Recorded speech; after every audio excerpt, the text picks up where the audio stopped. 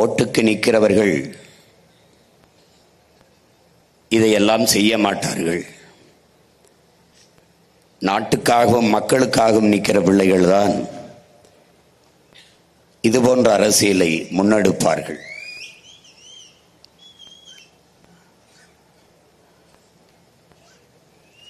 நாங்கள் வீழ்ந்தாலும்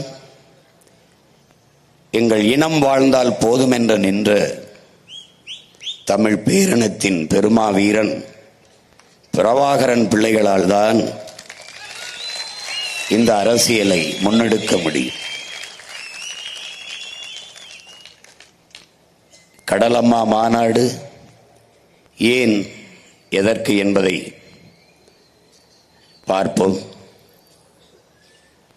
வழக்கமான அரசியல் கூட்டம் போல என் அன்பு தம்பி தங்கைகள், என் அருமை உறவுகள் இதை எண்ணிவிடக்கூடாது.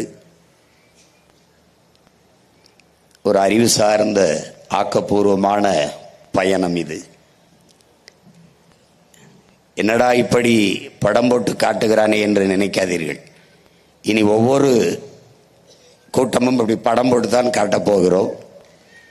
எங்கள் ஆட்சியில் கல்வி எப்படி இருக்கும், எங்கள் ஆட்சியில் மருத்துவத்தின் தரம் எப்படி இருக்கும், எங்கள் ஆட்சியில் காவல்துறை எப்படி செயல்படும், எங்கள் ஆட்சியில் வேளாண்மை எப்படி வளர்த்து வார்த்து எடுக்கப்படும், எங்கள் ஆட்சியின் பொருளாதார கொள்கை என்ன, எங்கள் ஆட்சியில் எல்லாருக்கும் எப்படி வேலை வாய்ப்பை கொடுப்போம் என்பதையெல்லாம் போட்டு போட்டு காட்டி, என்னால் பேசினால் ஏதோ கதை விடுகிறோம் என்பார்கள்.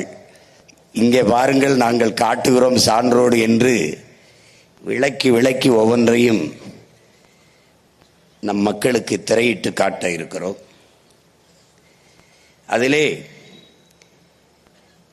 பெருமையோடு உள்ள மகிழ்ச்சியோடும் நெகிழ்ச்சியோடும் இந்த மண்ணிலே கடலம்மா மாநாட்டில் அந்த கடல் தாயின் மகன் நான் நிற்பதில் உண்மையிலேயே மகிழ்ச்சியும் பெருமையும் அடைகிறேன்.